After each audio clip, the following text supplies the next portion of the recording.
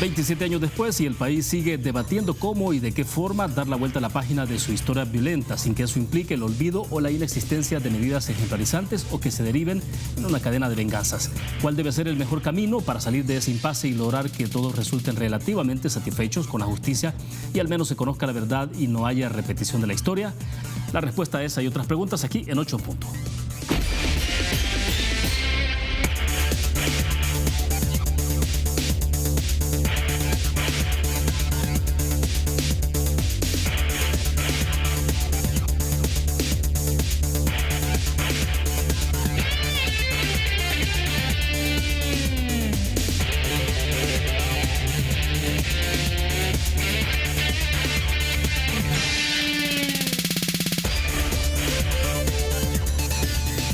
Buenas noches, bienvenidos a 8 en Punto. Gracias por estar con nosotros en el inicio de la semana en este lunes. Conversamos con nuestros invitados sobre la discusión legislativa en torno al anteproyecto de ley especial de justicia transicional y restaurativa.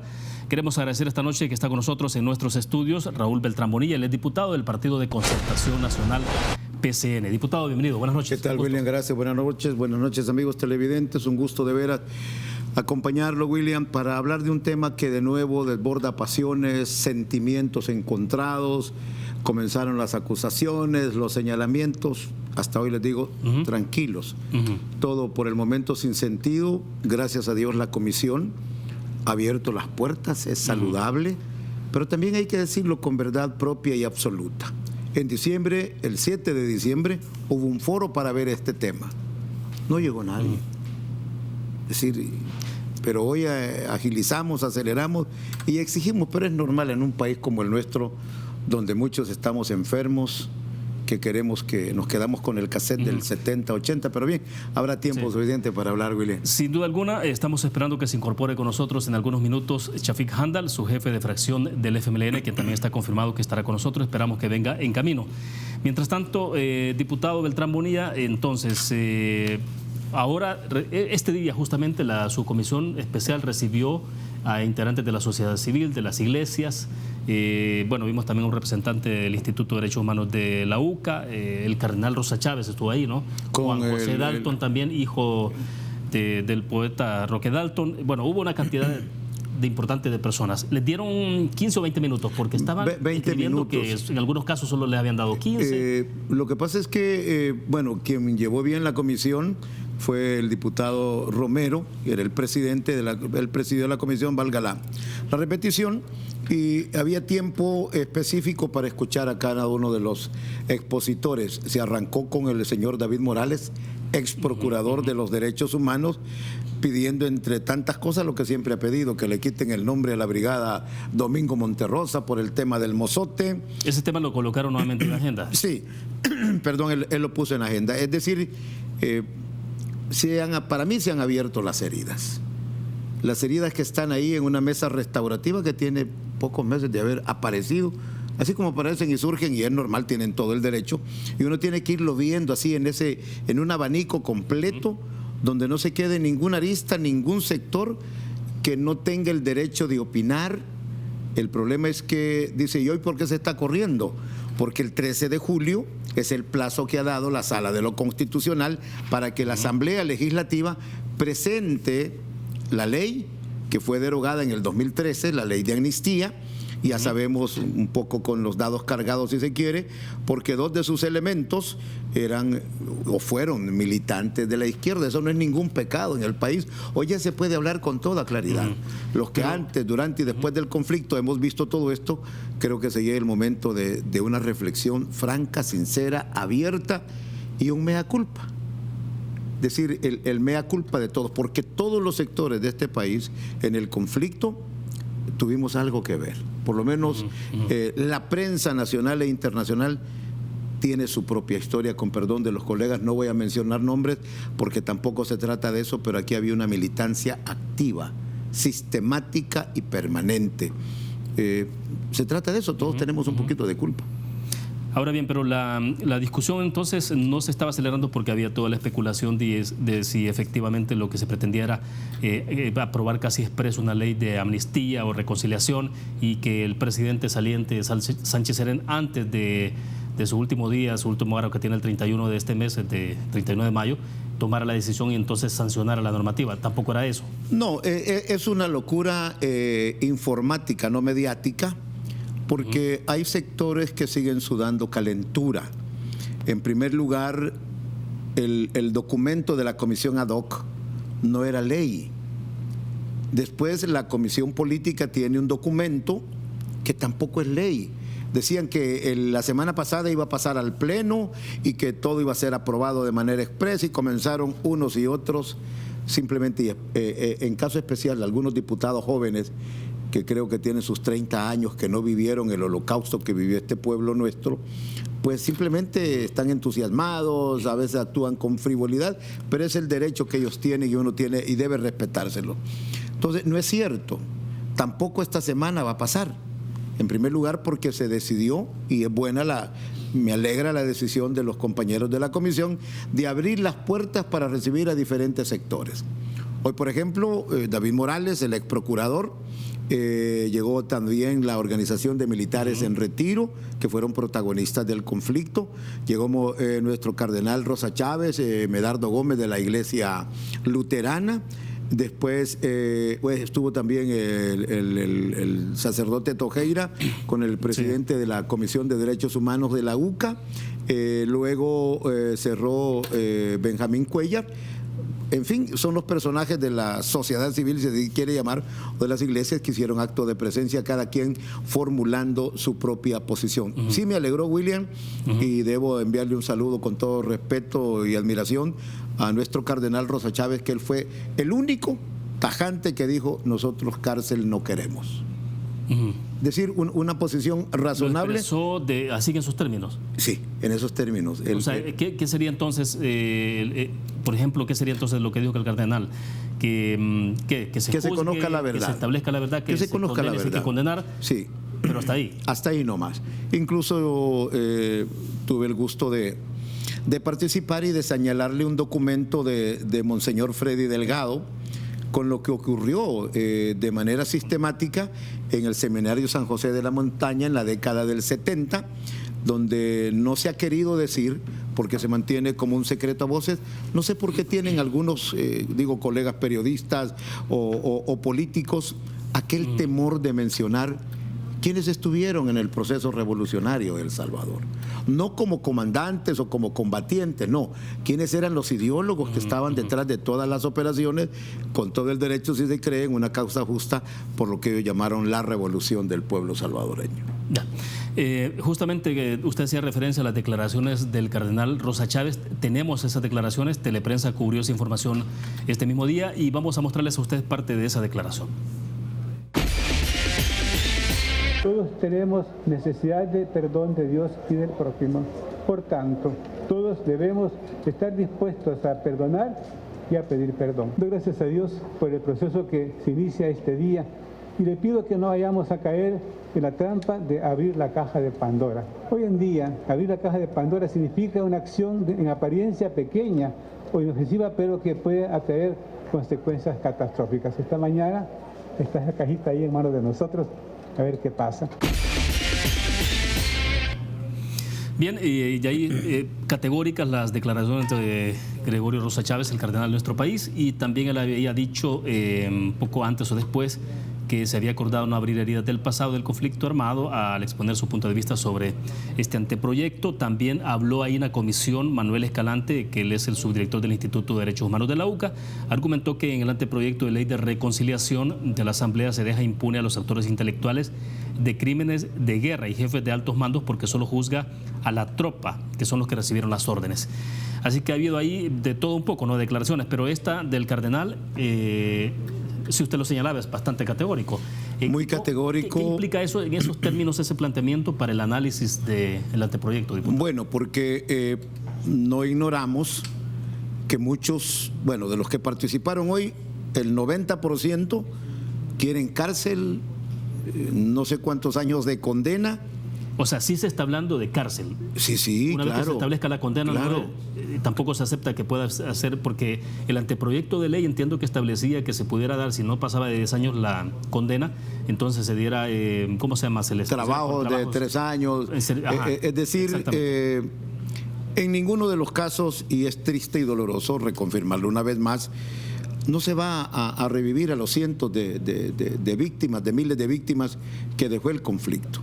Cuando Monseñor muy sabiamente dice hay que tener cuidado, no caer en la trampa para abrir la caja de Pandora, tuve el gusto de enseñarle un campo pagado de organizaciones que siempre han estado tras bambalinas y a veces en público moviendo las aguas de este tema de la reconciliación.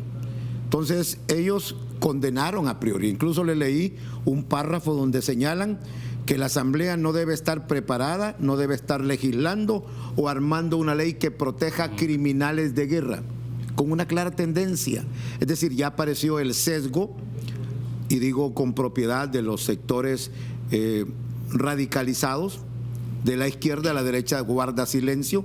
Por primera vez, digo, aparecieron los militares, los que vivieron e hicieron y participaron en el conflicto, y ese es saludable, pero no sé, para mí la solución es clara y precisa, contundente. En el PCN estamos claros. Nosotros no vamos a apoyar, no vamos a votar en tanto no se conozca la opinión de todos los involucrados en la guerra. Absolutamente todos. Pero el tiempo se les vence. Debo entender que Benjamín Cuellar, exdirector del IDUCA, también solicitó, incluso dijo que iban a solicitar que la Sala de lo Constitucional prorrogara el tiempo para la discusión. Qué bueno, qué bueno. Saludable la propuesta de Benjamín Cuellar, ya tuve que retirarme cuando él llegaba, pero eso es saludable. Si la sala le da el gusto a su petición, qué bien para el país, pero también es el momento de desarmar todos los aparatos ideológicos. Yo incluso, con todo respeto, lo repito, ¿quiénes son los ideólogos, quiénes son los responsables de uno y otro lado?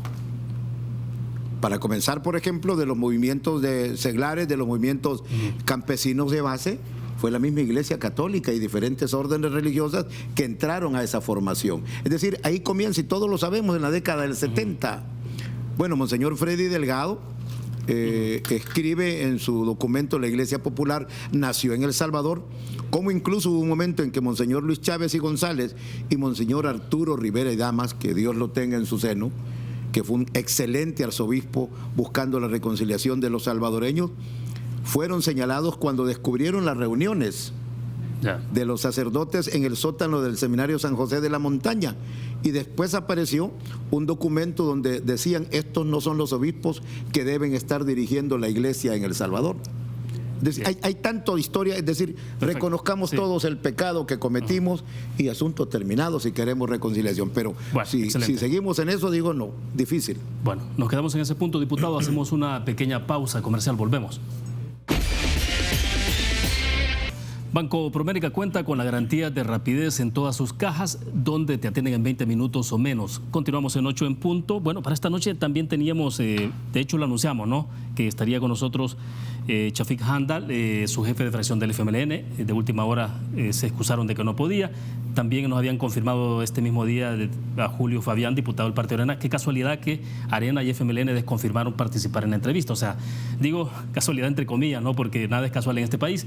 Lo lamentable es que, bueno, son prácticamente dos fuerzas políticas que estuvieron también enfrentadas en el pasado conflicto armado, tienen mucho que decir sobre este tema, deberían de decirlo, ¿no? O sea, creo que sería lo más saludable para entrar a una discusión franca y abierta.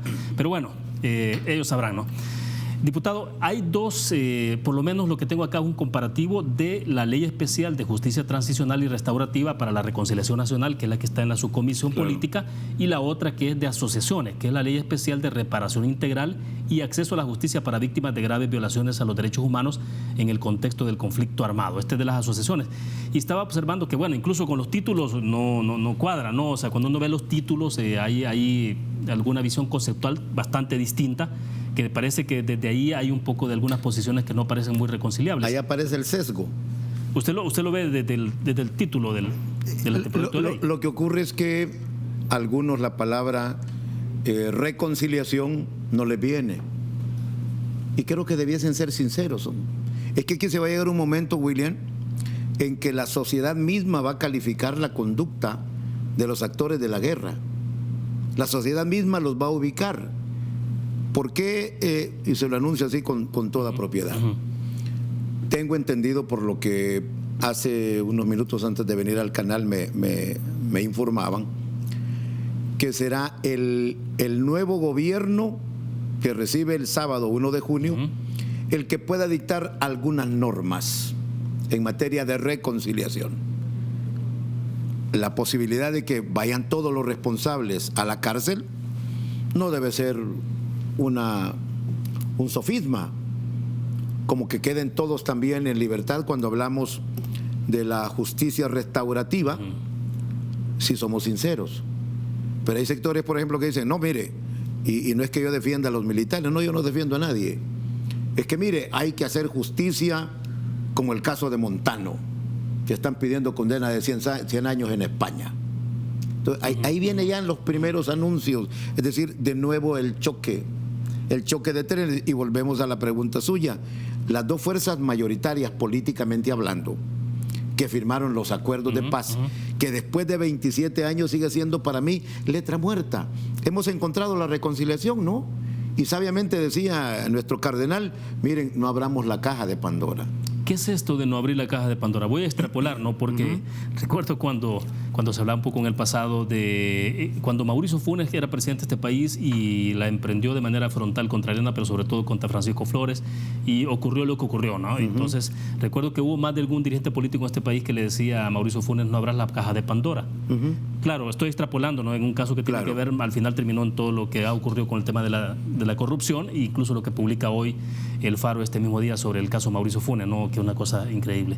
Pero bueno, pero el tema es, cuando se refiere a este caso de las cajas de Pandora, ¿cómo lo interpreta? Bueno, lo interpreto partiendo de la experiencia de Monseñor y partiendo del conocimiento que tenemos desde que comenzó el movimiento revolucionario, la organización y todo, que los pecados, incluso, y con todo el perdón y el respeto lo digo, que la implicación de la Iglesia Católica tenga que ser una base directa, no para juzgar, sino para que los salvadoreños promedios, los muchachos que tienen 20 años, que tienen 25 años, los que tienen 18, que alegres dicen, no, pues aquí hay que meterlos a la hoguera o al paredón. No, es decir, aquí todos, incluso la prensa, los compañeros que formaron o formamos parte de la estructura informativa durante el 70, finales del 70, década del 80 y parte del 92, saben que también ahí tenemos mucho que contarle a la sociedad. Hoy ya se puede contar. ¿Por qué no se pueden decir las cosas? Es decir, como también, ¿por qué no decirlo si en un lado la Iglesia fue en la línea ideológica que organizó la revolución en este país? También hay que decirlo, el gran capital se prestó para financiar estructuras.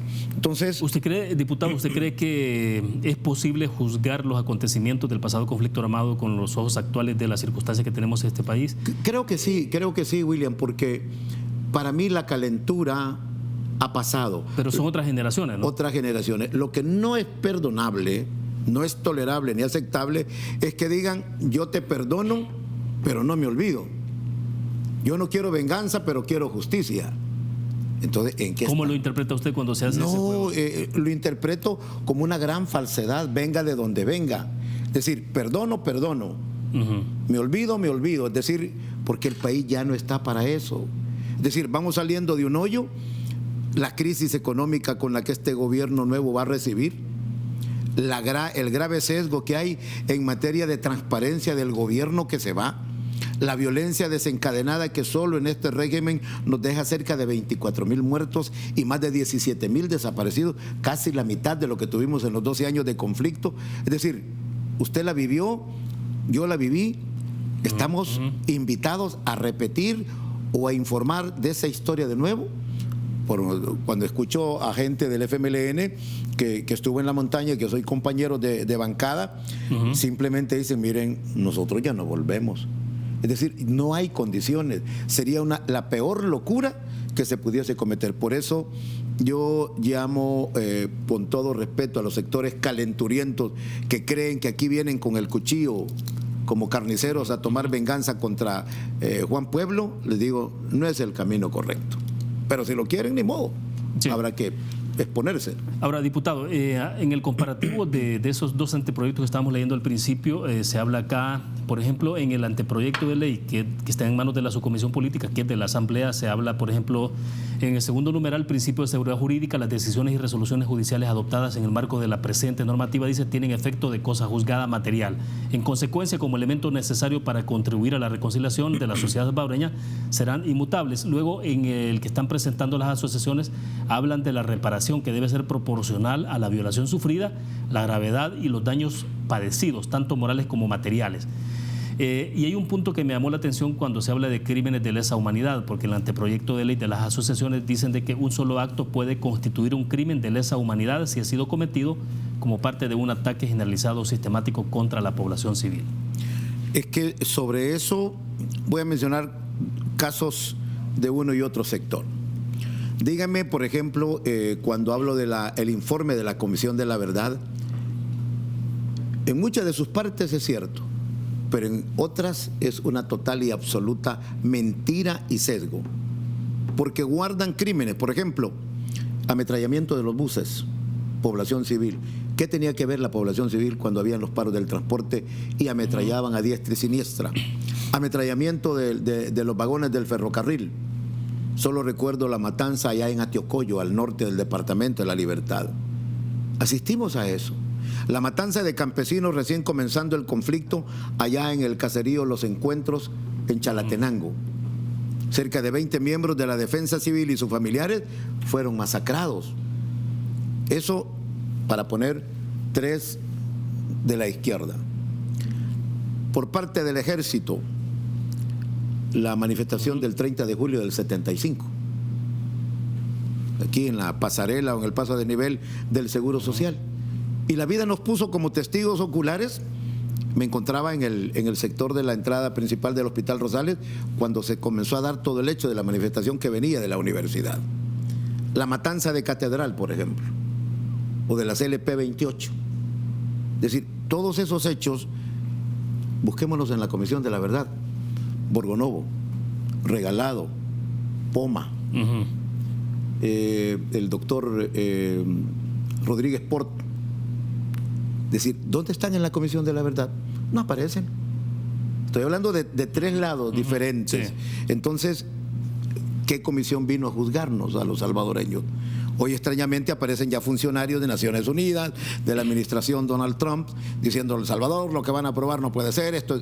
Pero ¿por qué vienen a darnos recetas? Si el que sigue poniendo los muertos y el que puso los muertos, el que puso el martirio, el dolor, la desgracia y la destrucción es exactamente el salvadoreño. Todos. Entonces creo que se llega el tiempo y el momento, comenzando porque todos los sectores políticos debemos poner un principio de dignidad y de honor de este país. Es el momento de que nos pongamos de pie y hagamos las cosas juzgadas. Si la gente quiere paredón y las dos partes se ponen de acuerdo, fusilen o quieren cadena perpetua, pero todos, absolutamente todos.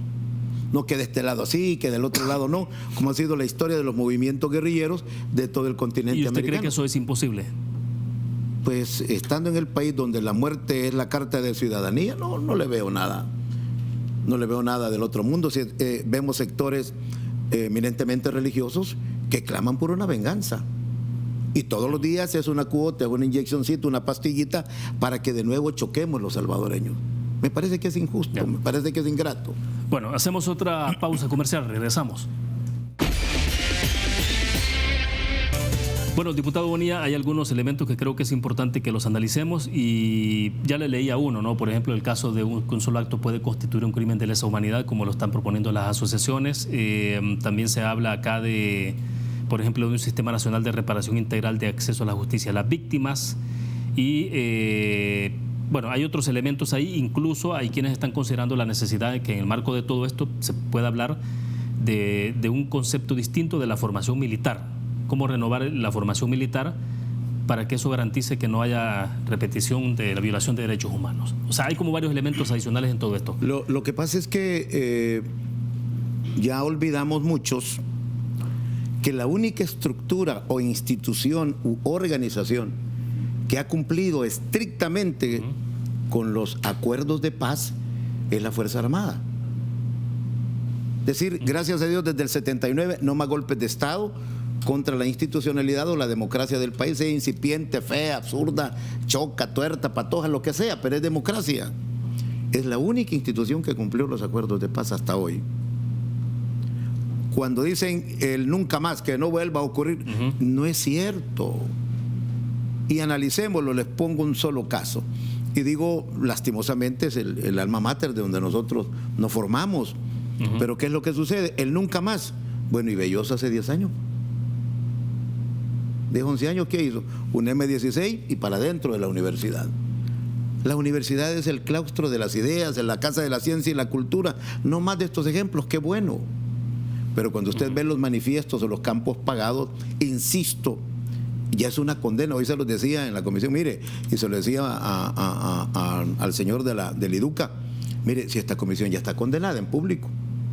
Es decir, los mismos sectores condenando la comisión, si la ley o el anteproyecto no está escrito en piedra. Insisto, el PCN está claro, señores, vengan todos, participen, todos, absolutamente todos, y hagamos aquella confesión del mea culpa cuando uno va a la iglesia, Señor pequé, Jesús pequé, es decir, pero hay que hacerlo, pero de corazón. Pero si vamos a seguir con la misma hipocresía, con la misma actitud falsaria, el país en esto, y se lo digo así con todo respeto al gobierno que se va y al gobierno que viene, va a hacer más de lo mismo. Seguiremos exactamente en ese caldo de cultivo, en la confrontación ideológica, en el odio y en la aberración política que no nos lleva a ningún lado. ¿Usted no ve que vaya a ser diferente con el nuevo gobierno? Pues yo espero que no. Yo espero que no, porque si él va a marcar una pauta en la cual el Congreso o la Asamblea no va a poder marchar junto a él, pues inevitablemente se va a chocar. Pero si se trata de que el señor presidente que toma posesión el sábado busque la reconciliación de todos los sectores, pues hombre, bienvenido. Por lo menos como PCN estamos claros. Es decir, aquí o todos o nadie, pero con respeto. Es decir, han pasado 27 largos años y uno de los desmentidos, por ejemplo, que tiene el anteproyecto dice 5 meses para la investigación. Hoy decían algunos miembros que llegaron a la comisión a dar su exposición que muy poco tiempo, si 27 años han pasado. 27 largos años para aquel sector con sesgo ideológico que tenga toda la información. Ahora, el presidente electo les dijo, ¿no?, de que tomaran nota quiénes eran los diputados que estaban a favor de esta discusión, pues o al menos de cómo se estaba intentando aprobar supuestamente una ley express. Una ley express. Es que así lo vendieron. Es decir, hay sectores políticos que lo vendieron de manera urgente. Es una estrategia para tratar de amedrentar o de amenazar a algunos sectores de la Asamblea Legislativa. Por lo menos su servidor no se deja chantajear ni amenazar bajo ninguna circunstancia, porque obedecemos a un principio. ¿Pero amedrentarlos, chantajearlos para qué? Pues para que no se aprobara una ley que no estaba todavía en el tapete de la discusión. El anteproyecto está, pero no está escrito en piedra. Para el PCN no está escrito en piedra. Nosotros somos claros. Iglesias, gremios magisteriales, gremios religiosos, universidades, la sociedad civil, los militares, los patrulleros, es decir, todos tienen parte de la historia con motivo de las atrocidades del conflicto. Todos tienen derecho a poner su parte, todos. Si voy a ir con sesgo, miren, señores, apartémonos. ¿Qué es lo que va a ocurrir? Es que la Asamblea no cumplió el 13 de julio. Hay que prepararse. Si usted se prepara psicológicamente y la ve venir, como se dice en buen salvadoreño, si no se aprueba, entonces, mire, la Asamblea violó, como ha sido la costumbre, y hay que admitirlo, que me toca el día 1 de julio, yo lo dejo hasta el 23 de agosto. Eso no puede seguir sucediendo. Ahora bien, ¿usted está de acuerdo que se establezcan procesos judiciales en casos ejemplarizantes? Que sean casos, obviamente tendrá que ser selectivo, pues es imposible que sea de otra forma, porque cuando usted toma 1, 2, 3 casos de cada lado, pues, pero el tema es hasta dónde pueden ser ejemplarizantes. En primer lugar, creo, y por eso me dio tremenda fe la intervención del señor cardenal Rosa Chávez, que cada sector debe llegar claro y preciso. ¿Qué quiere? ¿Verdad? ¿Qué quiere tutela legal, David Morales, de la Mesa contra la Impunidad? ¿Qué quiere? ¿Cárcel? Pero diga, yo vengo aquí porque quiero cárcel para fulano, sutano, mengano y perengano, punto. ¿Usted cree que no están siendo sinceros en su planteamiento? Para mí no, y yo les llamaría de todo corazón a que nos pongamos claros ante la población, hombre. Los militares llegaron, señores, estos y estos fueron los responsables del conflicto. Y nosotros, con base a la Constitución, tuvimos que actuar en defensa de la patria. Así lo dijeron los militares. Y aceptamos que aquí hubo un conflicto, una guerra, hubo muertos, punto. Es decir, Monseñor, insisto en el ejemplo de él, dijo, nosotros no venimos pidiendo cárcel, pero venimos pidiendo la verdad. ¿Quién fue? Fulano, sutano, mengano, perengano, menave, vos anduviste en esto, anduviste dándole terapia a la gente. ¿Vea? Esa era parte del... Pero pasando por el proceso judicial y una condena. Claro. Porque tiene que llegarse a eso, ¿no? Para señalarlo, entonces habrá que decir que esta persona cometió... Previa a su confesión, la pregunta del millón, ¿van a querer confesar todos los crímenes de guerra? Le ponía casos que no aparecen en el informe de la Comisión de la Verdad. Y yo no soy defensor de nadie, pero la misma Comisión de la Verdad, y pongámoslo así con nombre y apellido, ¿tras de quién van, por ejemplo, en la muerte de los sacerdotes jesuitas? Quieren al expresidente Cristiani. Y esa es una realidad porque lo hemos leído, lo hemos visto y lo hemos escuchado. ¿Qué es lo que dice el informe de la Comisión de la Verdad? Que le agradecen al expresidente Cristiani todo lo que hizo para aclarar la situación en diferentes hechos del país. Entonces, ¿a quién le creemos? ¿Nos dijo la verdad la comisión? Eso es cosa juzgada, ahí están los datos fríos y la letra muerta, punto, no hay más. Es decir, pero nos falta sinceridad. Yo vengo diciendo, no, pero fíjate que yo te perdono, pero no me olvido lo que me hiciste, ¿verdad? Yo no busco venganza, lo que quiero es justicia. ¿Y qué tipo de justicia? Digámoslo, hombre. ¿Y cuál es el temor, pues? Por eso nosotros insistimos en el PCN, si no están todos, por lo menos en cosa juzgada o la declaración firme de cada estructura. Si nos vamos a tardar un año, pues ni modo, tardémonos el año, pero que todos estemos a gusto. Entonces, para cerrar el segmento, ¿los votos del PCN no están a favor de este anteproyecto tal cual está planteado en este momento? No, absolutamente no. No. Que tome nota la población, no. Entonces, ahí estamos claros. Señores, pongamos las cartas sobre la mesa.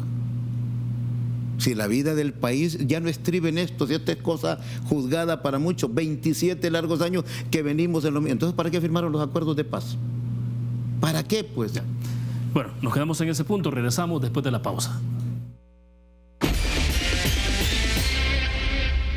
Bien, estamos al cierre de 8 en punto. Hace algunos minutos atrás, el presidente electo Nayib Bukele ha dado a conocer quién será la titular del Ministerio de Salud y Asistencia Social.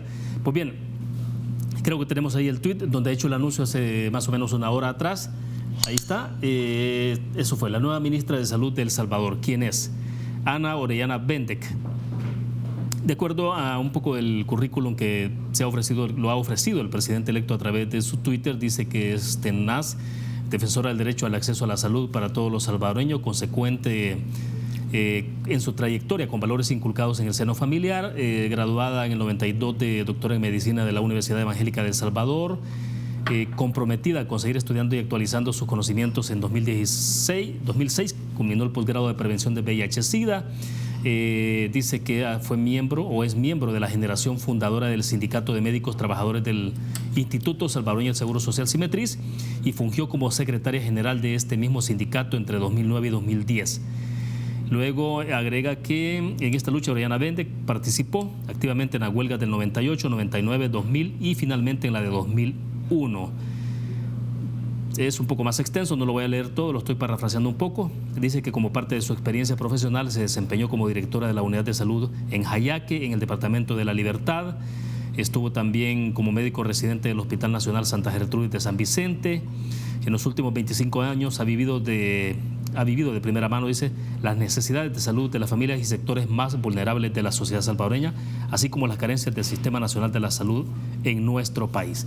Pues bien, este es el anuncio que hizo el presidente. Dijo en su tuit, porque escribió un tuit antes de esto, donde decía que no esperaba quitar el dedo del renglón, en referencia a mantener justamente, diputado, el señalamiento en contra del proceso de discusión sobre la ley de amnistía o la ley de reconciliación. Qué bueno. Y entonces después él dijo, bueno, entonces aquí va quién es, y anunció a la ministra de Salud. Qué bueno, es saludable. digo una discusión amplia, firme, segura, transparente, sincera. Como diputado del PCN seguiré aplaudiendo todas esas decisiones de los diferentes sectores. Es decir, se necesita una orientación firme, un caminar seguro y más que todo, dar la cara, poner de frente ante el pueblo, ante la sociedad, para que conozcan la verdad total y absoluta. Los que se desliguen o los que se deslinden de eso, bueno, ya los conocemos cómo han actuado siempre, cómo son y así seguirán siendo seculón seculorum. Diputado Beltrán Bonilla, finalmente entonces el anteproyecto de ley estará, ya la ley aprobada por Asamblea Legislativa, esta ley transicional estará en manos del presidente Bukele, o sea, será el presidente Bukele quien finalmente entonces lo tendrá que sancionar. Pero entonces, ¿cómo van a hacer ustedes para canalizar? Porque van a intentar tener entonces ya el conocimiento del Ejecutivo. Por ejemplo, la próxima semana, ya a partir del sábado, ya tenemos nuevo presidente. Posesión. ¿Ustedes pedirían de que entonces el Ejecutivo también envíe un representante para exponer cuál es la visión que tiene el presidente Bukele sobre esto? Pues yo creo que no sería ningún pecado. Es decir, si él dice, bueno, miren, de este lado se va a juzgar y del otro no, pues la población tiene que saberlo. Es que aquí ya no tiene que haber cangrejo escondido debajo de las piedras, perdónenme el término. El ciudadano presidente, el ciudadano cardenal, el ciudadano presidente de la NEP, las señoras de la Cruzada por Paz y Trabajo, el grupo de las ancianas que hoy forman comadres, que formaron comadres, ustedes recuerdan, los que formaron FENASTRA, los sindicatos, los maestros, los campesinos, los que fueron torturados de uno y otro lado, los que recibieron ejecuciones y sus parientes se quedaron nada más que Dios juzgue. Pues hombre, vamos todos.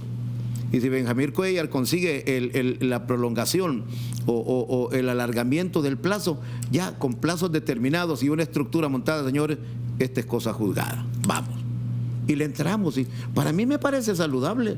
Es decir, ¿por qué tenerle miedo a la posesión de un presidente que toma posesión el 1 de junio? Por el contrario, mire qué bueno, abre las puertas. Pero como PCN no vamos a aprobar nada en tanto no se tenga la opinión del ciudadano de a pie, del común, del empresario. Pero entonces hay que seguir citando entonces a quienes participaron activamente en la actividad político-militar de ese momento. Claro. O sea, por eso hacía referencia usted a las organizaciones como las comadres, que son ya a estas alturas, pues no sé, creo que han cambiado nombre, pero existen, ¿no? Claro.